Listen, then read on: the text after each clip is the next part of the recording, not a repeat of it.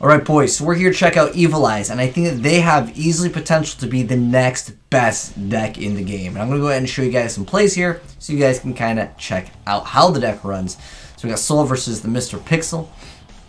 But anyways, the whole archetype is basically revolved around one of the cards that you equip to the card, and it basically makes it immune to everything, for the most part. You're going to actually technically be vulnerable to being able to be destroyed by battle. However, you're going to be able to boost that monster up to so much attack that it doesn't really matter. And they all have these quick effects where you're able to like just get rid of something that your opponent has. We have the Eye of Selene, which is the most important card in the game for this archetype, because everything gets like bonus effects on them. So we have the Link monster Zerochel over here. So he has a quick effect where while it's equipped with the Eye of Selene, and all of them basically need to have that specific card, you can target one card as a quick effect your opponent controls and destroy it. Now, the Eye of Selene is what makes the whole deck, and I got more plays for you guys, but it's basically just game over. You basically have a monster that instantly becomes so strong that your opponent cannot deal with it, and then you have it as a quick effect, the ability to get rid of anything that would potentially get rid of your one monster that's equipped with Eye of Selene. So you equip it to an EvilEye monster. It cannot be destroyed by opponent's card effects, and your opponent cannot target it with card effects. Each time you activate the equipped monster's effect or another EvilEye spell or trap card, the equipped monster gains 500 attack, and then you lose some life points. It's 500. So it gains 500 attack points, and you lose 500 life points. And then also, if it's in your graveyard, you pay 1,000 life points and banish another EvilEye spell or trap, except for itself, and then you can add it back by setting it. So basically, you should have the card majority of the time, as long as it's like, you know, there, because you have other cards that will search out other cards. So the field spell for them lets you immediately just activate and add another EvilEye monster from your deck to your hand. And also, once per turn during damage calculation, if your EvilEye monster is attacked while you have the Eye of Selene, you can activate this effect and make your opponent take the battle damage as well. And then if this card is destroyed by a card effect, you get to target one EvilEye monster graveyard and add it right back to your hand. Since it searches out one, you should probably at least have one. And we'll go over the other effects, but I kind of want to show you guys a little bit more gameplay. But the way that this deck plays is really dirty. It's just, I would say, like, unfair. So let's go ahead and check out another play over here, courtesy of this deck. So he's going to go ahead and make a Greedy Venom Fusion Dragon pass, and Alert of Darkness is activated. Go ahead and activate this, search out the monster. Okay, so this card is kind of unfair. Okay, so remember, guys, the field spell searches out whatever EvilEye monster. This card over here, this card is normal summon, you get to add any EvilEye card from your deck to your hand. Balanced, alright? But then what's even more insane is, while you have Eye of Selene, as a quick effect, you can target a special summon effect monster, or special summon monster, and then just destroy it. Remember, the Link card destroys any monster, this one destroys the special summon ones. It's so unfair. You're just like, oh, you have a special monster? Okay, I go ahead and destroy it. And I'm still activating this effect, so I'm going to go ahead and keep on increasing my attack. It just gets really unfair. And remember, guys, he can't target it or destroy it by card effects. And then on top of that, this card makes it so if he would try to destroy it by battle, he's going to also take the same amount of damage. And again, you're going to be able to proc this effect and gain a boost here. And he's activating more effects, so he's going to go ahead and boost up his attack. Like, once this card gains a decent amount, and what I think is even more OP is it procs off of itself. Like, that it's too unfair to just get so much free extra damage, because again, okay, so this time he actually pops the back row, but then he realizes, well, there's really nothing else I can do. He's got a 4600, and he can just pop anything as soon as it comes out. It's just popped anyways. I think this archetype and deck is insane. So let's go ahead and go over like this guy's build over here that we recently saw. And I'll kind of go over some of the other like effects of it, the whole archetype. But as far as like the extra deck, if we go to the EvilEye, there's only one Link monster as of right now. But we're pretty much playing most of the cards in here. Some of them are just kind of more fodder just to make some of the other cards.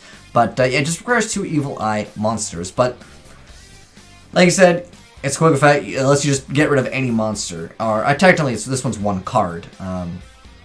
This one gets rid of a special summon. This one gets rid of a card. It could be back row, which, let's be honest, there's going to be monsters. But it is so unfair, and especially since the monster already has decent amount of attack. As soon as you activate the field spell, and then you just go for the effect, because again, it's a quick effect, you're going to activate during your turns and your opponent's turn, and then you activate literally any card, and then you get up 1,500. Even just 1,000, okay? Let's just say you summon the card, obviously they're going to have a card you're going to pop, and then it goes to their turn, you're going to pop another card, you get 3,600, and also the monster can't be targeted, like, balance, alright, anyways. So, for this guy's build, this isn't really necessarily a video talking just about like this specific build, but I really wanted to talk about how I think the archetype is going to be so strong now that I've seen it in action.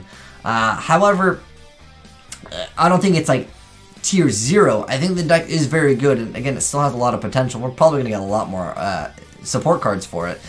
But Medusa over here, I didn't really go over her effect. I kind of wanted to make this video kind of going over all their effects. Especially since we didn't get to really see any of them, other than, of course, this and this. But that's all you really need, let's be honest here. But anyways, the Medusa, as soon as it's normal summon, you get to target any evil eye card in your graveyard and add it to your hand. And if it's equipped with Selene, again, all of them have to have, like, Selene. That's basically their effects. But anyways, you can target one monster your opponent's graveyard and banish it. And then once per turn, during the next time by phase after this effect was activated, you get to banish one card from your graveyard, which it could be a plus or minus. I don't know. It's honestly just another card that has Evil Eye. And again, as soon as you bust out this card, you're gonna hopefully be able to activate its effect twice. You know, once during your turn, once during your opponent's turn, and then if you have, of course, the Eye of Selene, you're looking at a 2,400 monster that cannot be targeted or be destroyed, and then if they're going to try to crash it, your opponent's also going to be taking the damage. And if that's proccing this effect, well, you're going to just get just more bonus stats. Could be potentially on another monster too. And then you got 3 copies of Summoner Monk for, of course, going for your plays. Now, these cards only do get their effects when they're normal summon, but like you just need to have the monster sometimes. We got Tour Guide because we do happen to have a target, which is Julius, the Retainer. So if you control another Evil Eye, you can just special summon it. And then also during your main phase, you can send an Evil Eye spell or trap card from your deck to your graveyard. So obviously that's going to work well with some of your other stuff, but lets you, of course, pay like 1,000 to go ahead and add it back. So basically, you would send. It's usually going to be Eye of Selene. Let's be honest here. So you can send Eye of Selene, link up, banish one, and then go ahead and add this card. And next up, we have the Resonator. It's for like extensive plays for links, and then we have Umbral Horror. This is just well, this one lets you special summon this card and one level 4 lower fiend monster from your hand. You can't normal summon or reset. It's just for link plays. It's just more options in the deck. We have Reasoning. This guy was also playing Double Terraforming. We got Foolish. We got Reborn. 3 copies of the Forbidden. So even the spell and traps for this whole archetype, guys, is really good. The Forbidden lets you special summon a Evil Eye monster from your hand or graveyard, or if you have Eye of Selene in your spell and trap zone, you just special summon one from the deck. Balance. Now, you can only activate one of these per turn. Next up, we have Cursed of the Evil Eye. So, if you control an Evil Eye monster, you can target a spell or trap card your opponent controls, but if you have Eye of Selene, you get to just banish one, and it's a quick play. Alright, that's pretty good. Then we have a continuous card called Watchful Rule. We did technically see this, I didn't go over it during the gameplay. But Watchful Rule of the Evil Eye makes it so you activate this card, you banish an Evil Eye card from your graveyard. Again, you can technically use that with the Julius. And then you do draw a card. And then once per turn after damage calculation, if your Evil Eye monster was equipped with Eye of Selene, you can banish that opponent's monster if it battled. It's pretty good. And then if this card is in the spell and trap zone, it's destroyed by card effect, you target up to 3 of your banished Evil Eye cards, return them to the graveyard, you can only activate one of them per turn. But like that makes it really dirty. So again, going back to the field spell, they attack, they're going to take the damage, and then on top of that, well, you're going to be able to go ahead and get rid of that monster. Anyways.